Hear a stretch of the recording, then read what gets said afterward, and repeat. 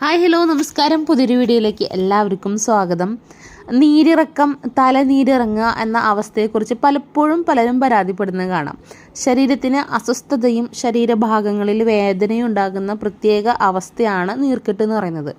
ആയുർവേദ പ്രകാരം കഫദോഷമാണ് നീർക്കെട്ടിന് കാരണം ഉണ്ടാക്കുന്നത്. നീർക്കെട്ട് ഏത് ഭാഗത്താണോ ഉണ്ടാകുന്നത് ആ ഭാഗത്ത് രോഗം ഉണ്ടാകുന്നു എന്നുള്ളതാണ്. കാരണം എന്താ വെച്ചാൽ നീർക്കെട്ട് ഉണ്ടാകുമ്പോൾ ആ ഭാഗത്തേക്കുള്ള രക്തയോട്ടവും ഓക്സിജന്റെ സഞ്ചാരവും നിലയ്ക്കുകയാണ് ചെയ്യുന്നത്. ശിരസിൽ നിന്നും താഴോട്ടാണ് നീർസഞ്ചാരം ഉണ്ടാകുന്നത്. ശരീരത്തിന്റെ പല ഭാഗത്തുണ്ടാകുന്ന നീർക്കെട്ടുകൾ പലതരം പ്രശ്നങ്ങളാണ് വരുത്തുന്നത്. ഇവിടെ നമ്മൾ പരിചയപ്പെടുത്തുന്നത് നീർക്കെട്ടിന്റെ ഏതൊരവസ്ഥയിലും നിങ്ങൾക്ക് ഉപയോഗിക്കാൻ പറ്റുന്ന നല്ലൊരു ഒറ്റമൂലിയാണ് കേട്ടോ. ഈ ഒരു കോമ്പിനേഷൻ നിങ്ങൾക്ക് പെട്ടെന്ന് തന്നെ റിസൾട്ട് കിട്ടുന്ന ഒന്നും കൂടിയാണ്. അതിനായിട്ട് നമുക്ക് വേണ്ടത് കഞ്ഞിവെള്ളമാണ് കേട്ടോ. ചെറിയ ചൂടുള്ള ഒരു കഞ്ഞിവെള്ളം എടുക്കുക. അത് അല്പം എത്ര എടുത്താലും കുഴപ്പമില്ല. ഞാനിപ്പോൾ ഏകദേശം ഒരു 2 ഗ്ലാസ് അളവിൽ എടുത്തിട്ടുണ്ട്. അതിലേക്ക് നമ്മൾ ഇനി ചേർക്കാൻ പോകുന്നത് നല്ലെണ്ണയാണ് കേട്ടോ. നല്ലെണ്ണ നമുക്കിതുപോലെ മേടിക്കാൻ കിട്ടുമല്ലോ. അതിൽ നിന്ന് 1 ടീസ്പൂൺ അളവിൽ നല്ലെണ്ണ അല്പം ഈ ഒരു കഞ്ഞിവെള്ളത്തിലേക്ക് ഒഴിച്ചു കൊടുക്കുക. അത് നന്നായി മിക്സ് ചെയ്തതിന് ശേഷം ഇനി നമ്മൾ 2 ഇൻഗ്രീഡിയൻസും കൂടെ അതിലേക്ക് ചേർക്കുന്നുണ്ട്. ഒന്ന് നല്ല ജീരകവും ഒന്ന് അയമോദകവുമാണ്.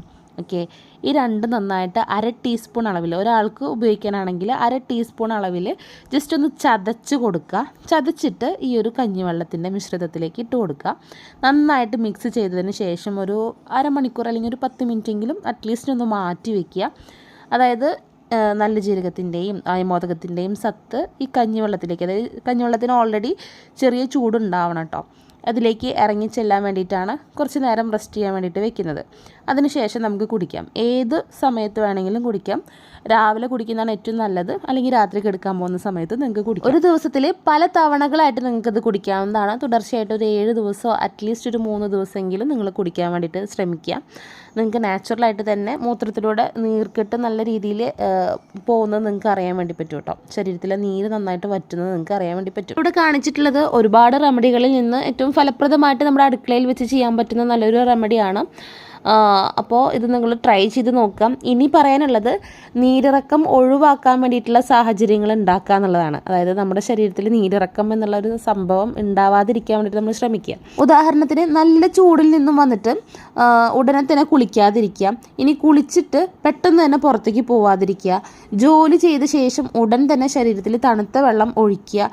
തുടങ്ങിയവയെല്ലാം എന്താ പറയുക, ഈ ഒരു നീരിറക്കം വരാനുള്ള സാഹചര്യങ്ങളാണ്. ഓക്കെ, ഇതെല്ലാം മസിലിന് സ്ട്രെസ് ഉണ്ടാക്കുന്നു. ഇത് വേദനയും നീർക്കെട്ടും ഉണ്ടാക്കുന്നുണ്ട്. ഇത്തരക്കാർ മധുരവും എരിവും അതുപോലെ തന്നെ പ്രിസർവേറ്റീവുകളും അടങ്ങിയിട്ടുള്ള ഭക്ഷണം ഒഴിവാക്കുക കേട്ടോ. ചുവന്ന ഇറച്ചി ഒഴിവാക്കുക. യോഗ, സ്വിമ്മിങ്, വാക്കിങ് തുടങ്ങിയവ, അതുപോലെ ഡീപ്പ് ബ്രീത്തിങ് എന്നിവയെല്ലാം ഇതിന് നല്ലൊരു പരിഹാരമായിട്ട് ഉപയോഗിക്കാം. പിന്നെ പറയാനുള്ളത്, നീരിറക്കത്തിന് കാരണങ്ങൾ പലതാണ് കേട്ടോ. അന്തരീക്ഷം പ്രധാന കാരണമാണ്.